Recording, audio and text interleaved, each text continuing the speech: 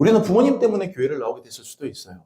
목사님이나 사모님과의 관계가 좀 형성돼 있어서 그것 때문에 예배에 나올 수도 있습니다. 나를 인도한 지인들의 잔소리나 권면이 나를 십자가 앞으로 마지못하게 나오게 했을 수도 있죠. 거기까지는 다 좋습니다. 전도의 방법으로 매우 유용한 일입니다. 하지만 일단 나온 다음에는 부모님이나 목사님이나 사모님이나 지인이 아니라 예수님을 바라봐야 합니다. 예수님의 은혜에 내 실존을 푹 담그고 죄사함 받고 인도함 받고 깨달음을 얻어야 합니다.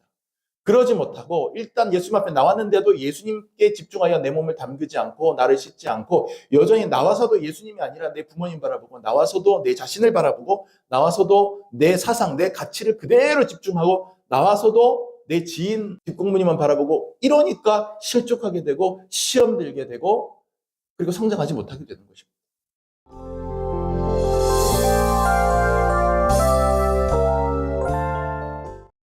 실로암이라는 찬양 아시죠? 옛날 찬양. 그 찬양의 후렴구 가사가 이렇습니다. 오 주여 당신께 감사하리라 실로암 내게 주심을. 이 가사가 굉장히 귀한 가사라는 걸 깨닫는데 오래 걸렸습니다.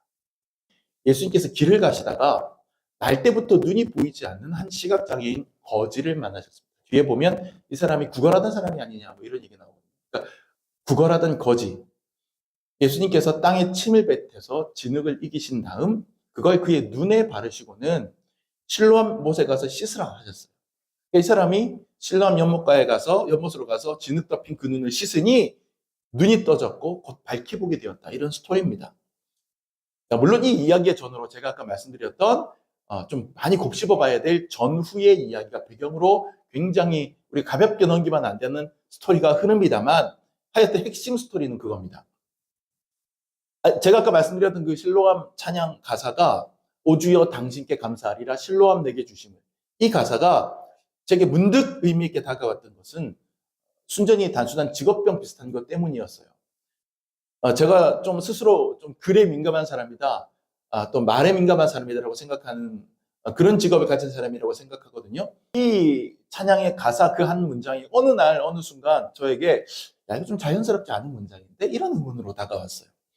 오 주여 당신께 감사하리라 실로암 내게 주심을. 문장 자체에 오류는 없습니다. 잘못된 문장, 비문도 아니에요. 다만 이 문장의 내용적인 흐름이 조금 이해가 가지 않았습니다. 자연스럽지 않다. 자, 예수님이 이 사람에게 주신 것은 치유의 기적입니까? 실로암입니까? 치유의 기적이죠. 그가 예수님으로부터 받은 것은 세상을 볼 수 있게 된 밝은 눈입니까? 실로암입니까? 눈을 받은 것이죠. 그가 누리게 된 것은 새로운 인생입니까? 실로암입니까? 새로운 인생이죠. 물론 실로암에 가서 눈을 씻어서 치유도 되고 밝은 눈도 얻고 새로운 인생도 얻게 되었으니 실로암을 받았다라고 표현하는 것도 문학적으로 틀린 표현은 아니지만 내용적으로 보자면 그리 자연스럽지 않다는 생각이 자꾸 드는 겁니다. 실로암은 원래 거기에 있던 것이지 그것을 그가 선물로 받은 것은 아니지 않나 이런 생각을 들은 것이죠. 실로암에 가서 눈을 씻고 기적을 선물로 받은 것이지 실로암을 내가 선물로 받은 것은 아닌데 이거 가사 잘못 쓴 사람 잘못 썼나? 이 찬양 작사가가 이런 생각을 제가 한 적이 있습니다. 그래서 뭔가 다른 의미가 있지 않을까? 곱씹어 보았죠. 그는 자기가 눈이 밝아지기 전에 새로운 인생을 얻기 전에 먼저 실로암이라는 것을 선물로 받았다는 뜻인가? 그렇다면 대체 실로암은 무엇이기에 실로암을 받았다라고 얘기한 것인가? 그 찬양 가사는. 그래서 오늘 본문을 톱봐보면서 골똘히 묵상하고 생각해 보았습니다. 여러분, 이 연못, 실로암은 어떤 의미였을까요? 두 가지로 제가 딱 말씀을 드리기를 원하는데 첫 번째, 딱 단적으로 말씀드립니다. 실로암은 예수님 자신이에요. 실로암은 예수님 자신을 상징합니다. 그러니 실로암 내게 주심을 이라고 하는 것은 예수님 저에게 오셔서 감사합니다 이 뜻이 되는 거예요. 그러니까 되는 거예요, 내용적으로. 자, 4절 말씀 한번 볼게요. 보면 4절 말씀. 자, 남에서부터 맹인된 그 사람을 발견했습니다. 그 사람을 발견하고 이 사람이 이런 비극적인 상황 가운데 처하게 된 것에 대하여 예수님과 제자들이 대화를 하는데 때가 아직 낮음에 나를 보내신 이의 일을 우리가 하여야 하리라. 밤이 오리니 그때는 아무도 일할 수 없느니라. 나를 보내신 이의 일을 우리가 해야 된다. 지금 이제 뭔가 일을 할 거야. 지금 이제 내가 뭐 어떤 일을 할 거야. 근데 이게 어떤 일이냐면 나를 보내신 이의 일이야. 이 얘기를 거꾸로 하면 여기서 나를 보내신 이는 하나님이겠죠. 나를 보내신 이라고 하는 말의 문장을 내용적으로 거꾸로 표현하자면 나는 그분이 보내셨어요. 이 뜻이죠. 나는 그분이 보내셨어요. 예수님은 하나님이 보내셨다. 이 뜻이 됩니다. 그 뜻을 딱 머릿속에 넣은 상태에서 7절로 한번 가보시죠. 7절. 자, 이제 이 사람에게 진흙을 눈에 이겨서 바르신 다음에 이 사람이 뭐라고 말씀하셨어요? 그 자리에서 바로 명령만 하셔도 이 사람의 눈이 떠지는 능력이 예수님에게 있는데 굳이 진흙을 이겨서 눈에 바르신 다음에 뭐라고 얘기합니까? 실로암으로 가라고 하는데 읽읍시다. 시작. 이르시되 실로암 못에 가서 씻으라 하시니 실로암은 번역하면 보냄을 받았다는 뜻이라. 이에 가서 씻고 밝은 눈으로 왔더라. 자, 여기에 어떻게 되어 있습니까? 가로 열고. 실로암이라는 게 무슨 뜻이라고요? 보냄을 받았다는 뜻이라고 얘기합니다. 예수님께서 하나님으로부터 보냄을 받았다라고 먼저 말씀하셨어요. 그리고 실로암으로 가라고 말씀하셨어요. 실로암은 무슨 뜻이냐? 보냄을 받았다는 뜻이에요. 그러니 물리적으로 실로암이 예수님이라는 뜻은 아니지만 어떤 문학적인 은유와 메타포로서 실로암은 예수님을 바로 직접적으로 상징하는 그런 하나의 은유가 되는 거예요. 메타포가 되는 거란 말이에요. 또 하나 재미있는 근거 구조를 한번 찾아보죠. 창세기 49장에 보면 야곱이 족장 야곱이 죽음을 목전에 두고 자기의 12아들들 앞에 쫙 앉혀놓고서 한 사람 한 사람에게 유언인 듯 예언인 듯 축복인 듯 저주인 듯 그런 말들을 한마디씩 다 얹어주고 주는 장면이 나와요. 거기서 좀 아버지 속 좀 썩이고 나쁜 짓 좀 저지른 녀석한테는 크게 막 좋은 얘기는 안 해주고 적당하게 하고 또 어떤 때는 좀 너 좀 이런 안 좋게도 될 거야 뭐 이런 얘기도 하고 정말 아버지 야곱이 볼 때 신앙적으로 바로 서 있었던 아들들에게는 크게 축복도 하고 그게 곧 예언도 되고 유언도 되고 축복도 되고 뭐 이런 내용인데 우리가 많이 부르는 야곱의 축복이라는 찬양이 있죠. 너는 담장 너머로 뻗은 나무. 이 찬양 가사가 바로 이 창세기 49장에서 야곱이 12아들 중에 11번째 아들 요셉에게 해주었던 축복의 내용을 가사로 쓴 거예요. 넌 담장을 넘을 것이다라고 하는 그런 내용으로 쓴 가사거든요. 근데 그 야곱이 자기 12아들들을 다 축복할 때 제일 좋은 내용으로 축복해 줬던 게 이 11번째 아들 요셉과 더불어서 4번째 아들 유다입니다. 유다에게 아주 큰 복을 예언을 하시거든요. 실제로 이 유다는 그의 복을 받아서 그 야곱의 축복대로 아버지 야곱의 축복대로 나중에 유다는 그 이스라엘의 왕가가 돼버리죠. 왕조 지파가 돼버리죠. 거기서 다윗도 나오고 솔로몬도 나오고 심지어는 거기서 예수님도 나오고 유다가 그래서부터 여기서 창세기 49장에서부터 쭉 해서 이제 마지막 메시아가 나올 그리스도가 나올 그 지파로서 야곱에 아주 큰 축복을 주시는 내용이 49장 10절에 나오는데 창세기 49장 10절 한번 모니터 한번 띄워주세요. 같이 한번 크게 읽어보시죠. 시작. 규가 유다를 떠나지 아니하며 통치자의 지팡이가 그 발 사이에서 떠나지 아니하기를 실로가 오시기까지 이르리니 그에게 모든 백성이 복종하리로다. 이렇게 돼 있어요. 여기서 말하는 규라고 하는 것은 임금이 손에 이렇게 딱 쥐고 있는 거예요. 임금이. 그러니까 왕권이 그에게 있을 것이다라고 창세기에서부터 벌써 예언이 되는 거죠. 그리고 통치자의 지팡이가 떠나지 않을 것이다. 그러니까 다윗 솔로몬으로 이어지는 적통, 왕조의 적통의 어떤 그 정통성이 유다 지파에게 나중에 갈 것이다라고 하는 것이 이 야곱의 그 예언에서 있는데 우리가 거기서 주목할 것은 이 유다 지파 쪽에서 쭉 이제 이어져서 그 통치가 이어지는데 언제까지 이어지느냐? 실로가 오시기까지. 근데 이 실로가 무슨 뜻인지를 몰라요. 실로가 학자들 의견이 분분합니다. 이것은 실로라고 하는 지역, 비슷한 이름의 지역도 있었거든요. 그 지역을 얘기하는 것이다? 아니다. 실로가 온다라고 했지 않냐? 이건 어떤 특정한 사람으로 보이는데. 그러니까는 도대체 이게 뜻을 알 수가 없어요. 근데 전체 문맥의 흐름으로 보자면 이 실로는 메시아를 얘기하는 것 같다.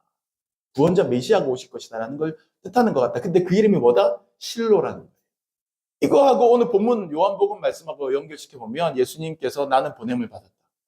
그리고 너는 보냄을 받은 뜻이라는 가진 연못에 가서 씻어라.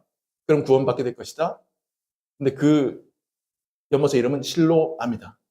창세기 49장에는 실로가 오실 때까지 메시아가 오시는데 그 메시아의 이름을 우리의 귀에 듣기 생소한 실로라고 하는 신비한 이름 딱 거기만 나옵니다. 그 이름으로 표현을 하고 있단 말이에요. 그런 의미에서 실로암이라고 하는 것은 오늘 본문에서, 요한복음 본문에서 예수님을 은유하는, 상징하는 그런 의미가 되는 것이죠. 실로암이 예수님을 상징하는 연못이라면 실로암에 가서 씻으라라고 하는 예수님의 이 말씀은 예수님으로 말미암아 씻음 받으라는 뜻이 됩니다. 우리 안에 생겨난 심각한 결격 사유, 고통, 근심, 극복할 수 없는 난관, 무엇보다도 심대한 우리의 죄악, 이 모든 것들을 실로암에서, 즉 예수님께 나아가 거기에 우리의 몸을 담그고 씻어야 한다는 거예요. 그럼 우리는 교회에 나와서 교제도 하고 위로도 받고 사랑도 나눕니다. 그렇죠? 다 중요하고 의미 있는 교회의 기능들입니다. 하지만 그 모든 것의 분모에는 예수님이 있어야만 한다는 사실, 우리는 잊어서는 안 됩니다. 우리는 예수 믿는 사람들이에요. 그런데 예수는 우리의 가슴의 중심에 삼지 아니하고 그냥 단순히 교회에 나오는 게 좋아서 그냥 교회에서 제공하는 여러 가지 것들을 누리면서 살아감으로 우리는 기독교인이라고 생각한다면 우리는 예수 믿는 게 아니라 교회 믿는 것가 되는 거죠. 우리는 교회를 믿는 게 아닙니다. 예수를 믿는 겁니다. 우리 신앙생활의 중심은 오직 예수님을 향한 것이어야 합니다. 누가 뭐래도 그것은 명확한 사실이고 목에 칼이 들어와도 절대로 부인해서는 안 되는 우리가 믿는 진리입니다. 교회에서 정치 이야기할 수 있죠. 하지만 예수라는 분모를 밑에 두고 하는 정치 이야기여야 합니다. 교회에서 레크레이션 많이 하죠. 하지만 예수라는 바운더리 안에서 하는 레크레이션이어야 합니다. 교회에서 교육상담, 진로상담 할 수 있죠. 하지만 예수는 삭제된 상담센터처럼 운영되어서는 안 됩니다. 영국의 C.S. 루이스라고 하는 사람이 여러분들이 잘 알고 있는 나니아 연대기 쓴 작가죠. 영국의 위대한 판타지 문학가고 옥스퍼드와 캠브리지에서 가르쳤던 영문학 교수고, 그리고 반지의 제왕을 썼던 J.R.R. 톨킨하고 함께 이제 아주 교류를 나눴던 아주 대단한 인문학자. 이 사람이 엄청난 기독교 변증학자였고 그 변증의 과정에서 나온 작품이 나니아 연대기인데, 이 사람이 썼던 아주 재미있는, 좀 재미있고 흥미있는 그런 착상으로 쓴 책이 스크루테이프의 편지예요. 이건 뭐냐면 스크루테이프가 누구냐면 늙은 마귀예요. 늙은 악마.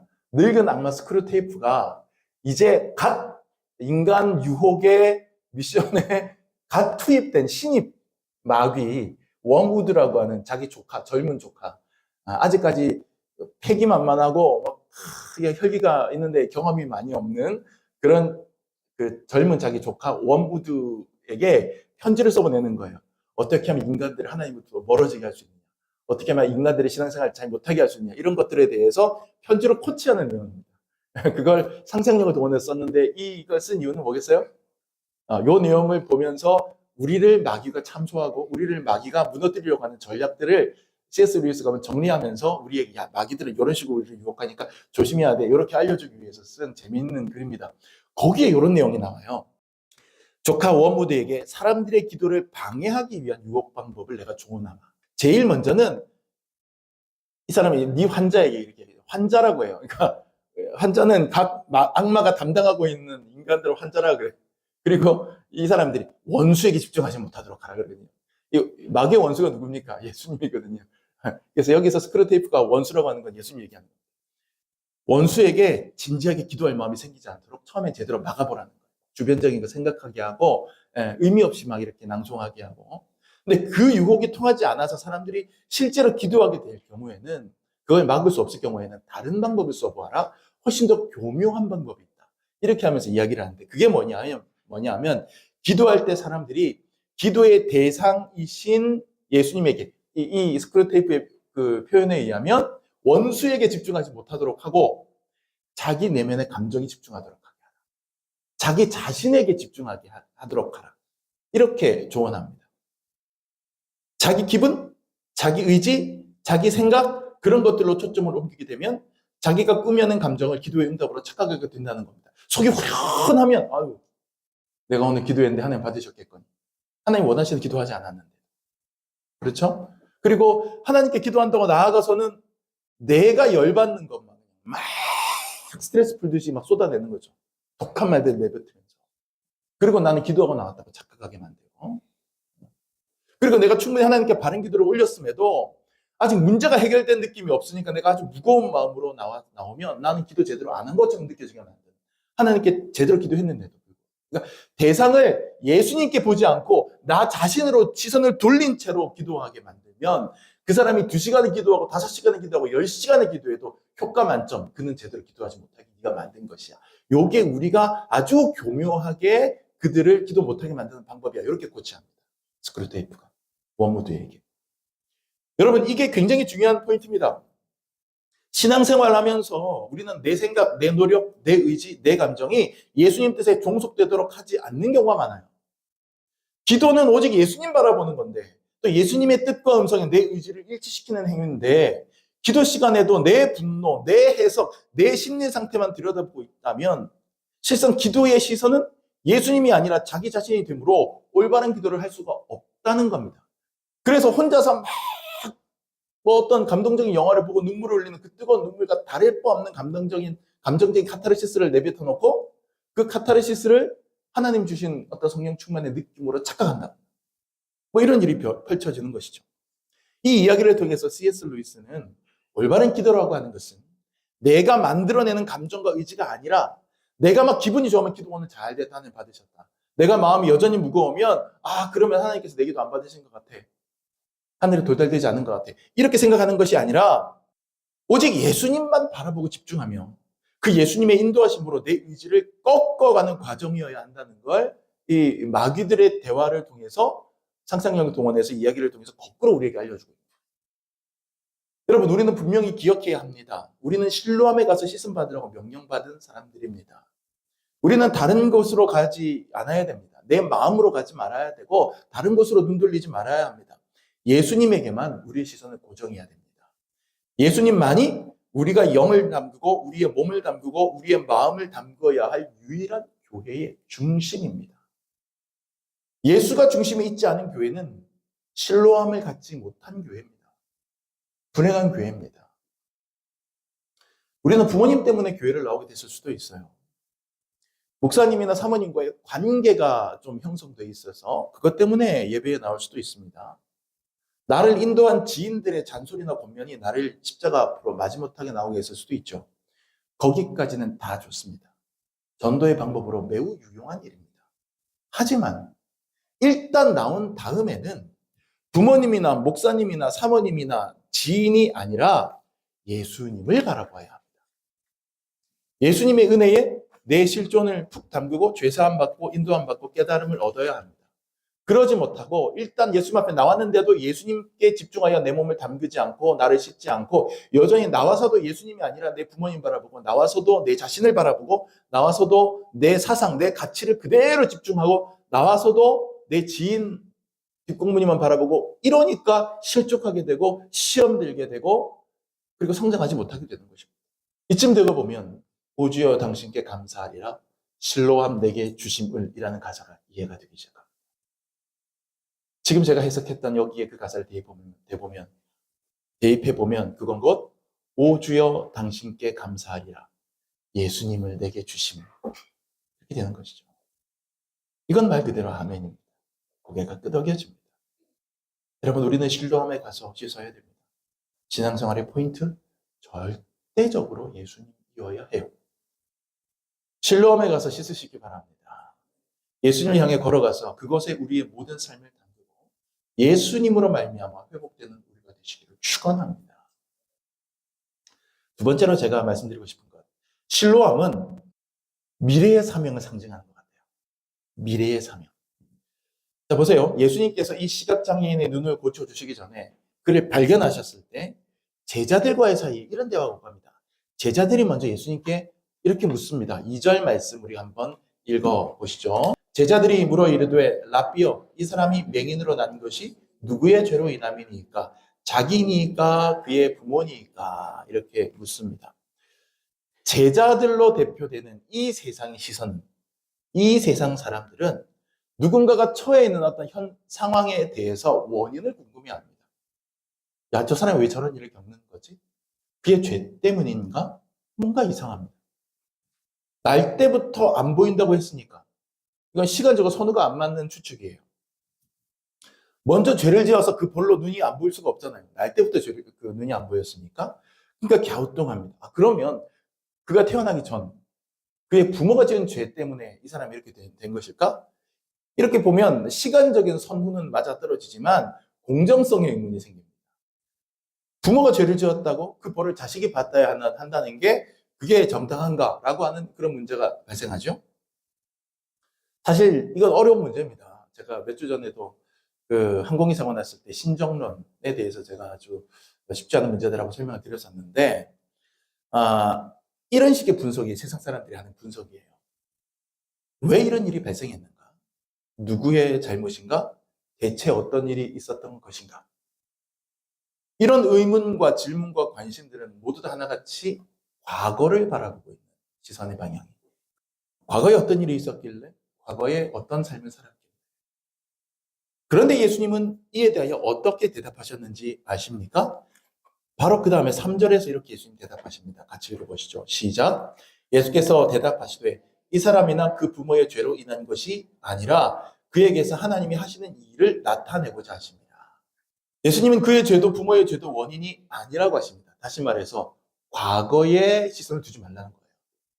다만 그에게서 하나님이 하시는 일을 나타내고자 하신다는 거죠. 이제 이 사람은 회복될 거고 치유될 거고 기적의 주인공이 될 겁니다. 놀라운 일이 이 사람 삶에 펼쳐질 겁니다. 변화가 일어날 겁니다. 구원될 겁니다. 하나님께서 이 사람의 인생 속에 무언가 일을 하실 것입니다. 그 일을 하시기 위해서 이 어려움이 지금 존재하고 있다는 거예요. 여러분 여기서 눈치채셨는지 모르겠지만 예수님의 이 대답은 미래를 바라보는 대답입니다. 지금은 이 모양 이 꼴이지만 앞으로 어떤 일이 될 것이다. 하나님께서 앞으로 어떤 일을 할 것이다 라는 미래지향적인 대답이에요. 거기에 예수님의 시선이 가 있어요. 우리가 어떤 어려움 속에 비극적인 상황 가운데 아주 그냥 한심한 상황에 처했을 때 세상 사람들의 시선은 우리의 과거를 바라봅니다. 아유, 너 어떤 인생 살았니? 너 어떤 문제가 있어? 그런데 예수님은 우리의 과거가 어쨌든 우리의 미래를 바라보십니다. 지금 네가 이래도 너는 앞으로 이렇게 바뀔 수 있어. 그리고 예수님께서 이 사람을 실로암으로 가게 하셨는데 그 실로암의 뜻이 뭐라고요? 보냄을 받았다는 뜻이죠. 보냄을 받았다. 보냄을 받았다. 누군가를 어딘가로 보냈다라고 하는 것은 그에게 어떤 목적성을 부여하셨다는 거예요. 어떤 일을 겪으라고, 어떤 일을 하라고 보내는 거예요. 제가 우리 아들들한테 야, 동서로 좀 갔다 와라 라고 하면 이 동네 사는 사람은 동서로라고 하면 뭔지 다 아시죠? 마트입니다. 마트. 교회 옆에 있는 마트. 동서로 갔다 와라. 그러면 아이들은 대체로 다 우리 그 심부름 잘 합니다. 갑니다. 돈, 카드 손에 받아들고 가요. 보통 그 아이들 갖다 보내면 미션을 주지요. 야, 파 한 단 사와라. 뭐를 사와라. 하지만 대체로 아이들은 그런 데는 관심이 없습니다. 아이스크림도 사와도 돼? 이게 애들의 질문이죠. 과자 사와도 돼? 이게 애들의 질문입니다. 자, 그 아이들을 갔다 와 하고 보낼 때는 앞으로 가서 이 아이들이 해야 될 미래적인 어떤 미션이 주어지는 겁니다. 그러니까 보내는 거예요. 아무 목적 없이 갈 때는 보냄받았다고 표현하지 않아요. 그냥 내가 가는 거지. 근데 누군가가, 타자가 나를 보낼 때는 보내는 이유가 있는 거죠. 그거는 미래에 있을 일입니다. 내가 이제 보냄받아서 가서 해야 되는 일, 겪게 되는 일. 이걸 다른 말로 좀 거창하게 표현하자면 사명이 될 겁니다. 사명. 보냄받았다라는 건 사명이 주어졌다는 뜻이에요. 7절에 실로암은 번역하면 보냄받았다는 뜻이다 이렇게 돼 있잖아요. 그 보냄받았다라는 표현이 성경 원어에 어떻게 돼 있지? 말씀 준비하면서 궁금해서 헬라 성경을 찾고 펼쳐놓고 뒤적거렸더니 아페스탈메노스라고 하는 그런 헬라어 단어로 되어 있습니다. 이건 헬라어 사전에 의하면 문법적으로는 남성 주격 단수 분사 완료 수동태입니다. 근데 문법적으로 이게 어떻게 됐든 간에 그런 거 전혀 상관없이 이 단어를 딱 보는 순간 저는 떠오르는 헬라어 단어가 하나가 있었어요. 아페스탈메노스. 딱 그 원어로 있는 그 스펠 철자 하나하나에 딱 보면 이 단어는 어느 단어와 형제지간인지 알겠다. 아포스톨로스라는 단어가 있어요. 발음 비슷하죠? 아포스톨로스. 이거 헬라어 강의 시간에 수업 시간에 신학교에서 헬라어 시간에 제일 먼저 배우기 하는 단어 중에 하나입니다. 아포스톨로스. 아포라고 하는 것은 헬라어에서 아포는 전치사로도 쓰이고 접두로도 쓰이는데 영어의 from에 해당되는 말이에요. 아포 하면 뭐뭐로부터, 아포스톨로스 하면 누군가로부터 보냄을 받은 사람이라는 뜻이에요. 아포스톨로스. 그것을 신약 성경에서 그 아포스톨로스라는 단어를 쓰면 누군가로부터 보냄을 받았다 풀어 쓰지 않아요. 딱 두 글자로 번역합니다. 뭐로 번역하는지 아세요? 사도라고 번역합니다. 사도. 베드로 사도, 바울 사도. 하나님으로부터 사명을 받고 보냄받은 사람, 아포스톨로스라고 불러요. 사도. 본문의 실로암은 사도와 같은 어근을 가진 단어로 보냄을 받았다는 걸 표현하고 있습니다. 이 별볼일 없는 거짓 시각장애인이 실로암으로 보내져서 거기서 씻음받고 회복되었다는 것은 그 역시 보냄받은 자가 되었다는 뜻이고, 보냄받은 자로서의 미래, 적어도 그가 바울, 베드로 같은 사도는 아니었을지언정 그의 삶 속에서 예수님의 제자로서 복음 전해야 될 사명받은 자로 새로운 미래를 향하여 보냄받았다, 파송받았다는 뜻이 될 수 있는 거죠. 사명이 주어졌다. 그 사명을 안고 파송되었다는 뜻으로 해석할 수 있는 겁니다. 사명이라고 하는 건 과거를 뜻하는 단어가 아닙니다. 사명은 우리가 해야 되는 일이잖아요. 그러니까 미래를 뜻하는 미래지향적인 단어입니다. 이것이 바로 우리에게 의미심장한 깨달음을 줍니다. 하나님이 우리 가운데 어떤 상처가 있게 하셨을 때, 하나님께서 우리의 삶 가운데 어떤 특별한 고난이 있게 하셨을 때 대부분 우리의 시선은 세상 사람들과 마찬가지로 과거를 향해요. 하나님, 제게 무슨 잘못이 있습니까? 제가 무슨 죄를 지었길래, 제 어떤 점이 마음에 안 드셨습니까? 하지만 예수님은 그 시선을 미래로 돌리라고 말씀하십니다. 주님, 이제 제가 어떻게 하기를 원하십니까? 주님, 이제부터 이 일을 겪는 저를 통해서 이루시려는 일은 무엇입니까? 이제 이런 상황에 처해 있는 제가 어떤 사명을 부여받은 것입니까? 어떤 미래로 나아가야 합니까? 지금 본문의 이 시각장애인은 정말 가능성 없어 보이는 존재입니다. 눈이 안 보이고 앉아가지고 한 푼만 줍시오 하는 그런 사람이에요. 평생 못 배우고 대우 못 받고 천대받던 인생입니다. 그런 그에게 아포스톨로스, 사도의 자리로, 실로암의 자리로 나아가게 하시잖아요. 그의 과거는 보지 않으십니다. 그의 과거는 묻지 않으십니다. 새롭게 열릴 미래로 보내시는 거예요. 실로암은 미래로 밀어서 보내는 거예요. 세상 사람들은 반대입니다. 끊임없이 과거를 묻습니다. 계속해서 과거의 아픈 자리를 찔러냅니다. 들추어냅니다. 오늘 본문에 이어지는 뒷이야기가 흥미롭습니다. 아까 말씀드렸던 것처럼 예수님께서 이 기적을 일으키신 날이 무슨 날? 안식일. 안식일은 유대인들의 안식일 율법에 의하면 그들이 만들어놓은 부가적인 조항에 의하면 그냥 안식일을 기억하여 거룩히 지키라, 또 안식일은 이런 거 하지 마라 저런 거 하지 마라 했는데, 이 사람들이 거기에 부가적으로 막 붙여놓은 그런 부수적인 그런 조항들에 의하면 안식일에는 병자를 고치는 것도 죄다 이라는 것이다라고 얘기했단 말이에요. 병자를 고치는 것도 노동행위라고 봤기 때문에 죄라고 봤습니다. 그러니까 이 유대인들이 옳다구나 걸렸다, 요거를 증언 잘 받아갖고 예수를 참소해서 잡아들이게 하든지 죽이든지 하자, 이렇게 됐겠죠. 그래서 이 사람을 불러다 앉혀놓고 막 신문합니다. 야, 누가 네 눈 뜨게 했어? 당장 대. 이 사람들 이미 알고 있어요. 예수님께서 그런 일을 했다는 걸 들어서 알고 있으니까 이 사람 잡아온 거니까. 이 사람이 입으로 증언이 필요했던 거예요. 법정에서 원래 그렇잖아요. 근데 이 사람이 뜻밖에도 모르겠는데요, 이렇게 대답해요. 근데 이 사람이 거짓말하는 거냐? 거짓말하는 게 아니에요. 잘 생각해 보세요. 이 사람이 예수님을 만났을 때 처음에는 눈이 보였습니까? 안 보였습니까? 안 보였죠? 예수님 얼굴 압니까? 모릅니까? 모르죠? 근데 예수님께서 진흙 바르고 실로암 못으로 가라고 했죠. 그럼 이 사람은 예수님을 뒤로 두고 실로암으로 가서 눈을 씻고 눈이 밝아졌어요. 눈이 밝아졌을 때 예수님 옆에 있었습니까? 없었습니까? 없었어요. 이 사람은 예수님을 본 적이 있어요? 없어요? 없어요. 나한테 진흙 바르고 가라고 한 사람이 누군지 알아요? 몰라요? 몰라요. 거짓말한 게 아니에요. 이 사람 진짜로 나를 고쳐주신 분이 누군지 몰라요. 모르는 상태입니다. 비록 못 배우고 천대받은 그였지만 그는 누군지도 모르는 그 사람 때문에 내가 공범이 되어서 지금 이 공동체에서, 유대 공동체에서 쫓겨나는 그런 상황의 위기 가운데 처해서, 왜냐하면 본문의 뒤에 보면 누구든지 예수 믿으면 출교시켜버리겠다라는 게 결정됐다고 나오거든요. 그러면 유대 사회에서 쫓겨나는 거예요. 근데도 이 사람은 당당하게 얘기합니다. 나는 한 가지 안다. 옛날부터 지금까지 나처럼 태어나면서부터 눈이 안 보였는데 그 눈을 뜨게 해줬던 사람 내가 만나본 적이 없는데 그가 나를 눈을 뜨게 해주었다. 하나님께서 죄인의 기도를 받으시겠느냐? 왜?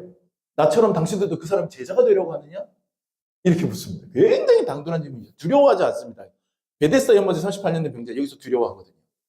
여기서 딱 갈라지거든요. 근데 실로암 이 병자는 그냥 묻습니다. 당신들도 제자가 되려고 그러십니까? 이렇게 물어요. 굉장히 당돌하게. 그러니까 버럭 화를 내면서 유대인들이 이렇게 그에게 쏘아붙입니다. 34절을 한번 보면 같이 읽을게요. 시작. 그들이 대답하여 이르되 네가 온전히 죄 가운데서 나서 우리를 가르치느냐 하고 이에 쫓아내어 보냅니다. 자, 여기서 세상의 시선이 드러나죠. 네가 죄 가운데서 나서 우리를 가르치느냐? 야, 네가 그렇게 비극적인 삶을 산 게 다 네가 죄인이라서 네 과거에 뭔가 구린 구석이 있어서 그런 건데 그런 인생을 산 주제에 죄인인 주제에 과거가 나쁜 주제에 네가 우리를 지금 가르치려고 들어? 썩 나가 하고 쫓아내버려. 여기서도 그들은 여전히 이 사람이 죄로부터 태어났음. 즉 계속해서 과거를 보고 과거를 들쑤시고 과거를 정죄하는 그런 모습을 보입니다. 이게 세상의 시선이에요. 세상은 부끄러웠던 우리의 옛일을 들춰내요. 마귀는 끊임없이 우리의 지난 날을 들어서 우리를 위축시켜요. 실패했던 일, 수치스러웠던 그날, 그 일과 그날을 들여서 우리를 공격하고 끊임없이 참소합니다. 하지만 예수님은 다릅니다. 예수님은 과거의 죄는 실로암에서 씻어버리고 미래의 사명과 비전의 자리로 우리를 미래의 자리로 밀어버리세요. 유대인들이 그를 쫓아내신 바로 직후에 무슨 일이 벌어졌는지 아십니까? 35절부터 38절까지 본문을 좀 띄워주세요. 예수께서 그들이 그 사람을 쫓아냈다는 말을 들으셨어요? 그를 만나사 예수님께서 쫓겨났다라고 한 얘기를 듣고 예수님께서 그 앞에 급히 나타나십니다. 네가 인자를 믿느냐? 그러자 대답하여 이르되 주여 그가 누구시오니까 내가 믿고자 하나이다. 저 본 적 한 번도 없는데요. 근데 그 사람 제가 누군지도 모르지만 저를 고쳐주신 그 사람 제가 믿고자 합니다. 그러자 30절에서 예수께서 이르시되 네가 지금 그를 보고 있다. 네가 그를 보았거니와 지금 너와 말하는 자가 그이니라. 내가 그 사람이다. 그러자 38절에서 이르되 주여 내가 믿나이다 하고 절합니다. 앞에서 누가 쫓아냈어요? 유대 사회가 그를 쫓아냈어요. 근데 누가 받아줘요? 예수님이 받아줍니다. 과거가 우리를 공격하고 과거가 우리를 쫓아내요. 너는 은혜 받을 자격이 없어. 과거의 시선에 꽂힌 사람들이 우리를 끊임없이 무너지게 합니다. 그러나 그렇게 세상의 시선으로부터 쫓겨난 사람들을 누가 받아줍니까? 예수님이 받아줍니다. 그리고 우리를 어디로 보냅니까? 미래로 보냅니다. 과거의 얽매이는 삶을 잘라내버리고 새로운 미래의 사명으로 나아가는 예수님이 보내신 새로운 사명의 시간이 시작되는 아포스톨로스의 기점이 다름 아니라 실로암인 거예요. 여러분, 행여 여러분의 마음을 지금도 괴롭히는 과거의 어느 순간이 있으십니까? 어떤 기억이 있으십니까? 어쩌면 그것은 여러분의 의사와 상관없이 불가항력적으로 빨려 들어갔던 나쁜 기억일 수도 있을 겁니다. 아니면 여러분이 스스로 자의로 선택했던 정말 지워내버리고 싶었던 죄악의 순간일 수도 있을 겁니다. 마귀는 세상 사람들의 눈과 입을 빌어서 끊임없이 우리의 그 아픈 과거를 문질러대면서 괴롭힙니다. 하지만 예수님은 그 모든 아픈 과거를 실로암, 즉 예수님에게로 와서 씻어내버리려고 말씀하십니다. 예수님 안에서 씻어내버리고 그 이후로는 새롭게 활짝 열린 미래를 새롭게 밝아진 눈으로 바라보며 새로운 걸음 내디디며 나아가게 하십니다. 더 이상 우리를 공격하는 가책과 열등감 앞에 무릎 꿇지 마시기 바랍니다. 대신 예수님 앞에 엎드려 절하시기 바랍니다. 예수님의 제자로 받아들여 주시기 바랍니다. 새로운 아포스톨로스가 되시기 바랍니다. 이것이 실로암입니다. 오 주여 당신께 감사하리라 실로암 내게 주심을. 이제 이 찬양의 가사가 깨달아집니다. 실로암은 예수님이고 과거를 끊어내버리고 새 미래로 사명받아 달려나가는 비전의 출발점임을 알았습니다. 그러니 이제 여러분 실로암으로 가시기 바랍니다. 그곳에 가서 씻을 것 씻어버리고 잘라낼 것 잘라버리시기 바랍니다. 그리고 이전에는 결코 보이지 않았던 새로운 인생, 그 미래를 새롭게 밝아진 눈으로 집중하여 바라보시기 바랍니다. 이 사람의 마지막 한마디, 주야, 내가 믿나이다. 이 최종적인 한마디의 신앙 고백이 그때 비로소 우리의 고백이 되고 달라진 인생을 살게 될 것입니다. 달라진 미래가 저와 여러분을 기다립니다. 기도합시다.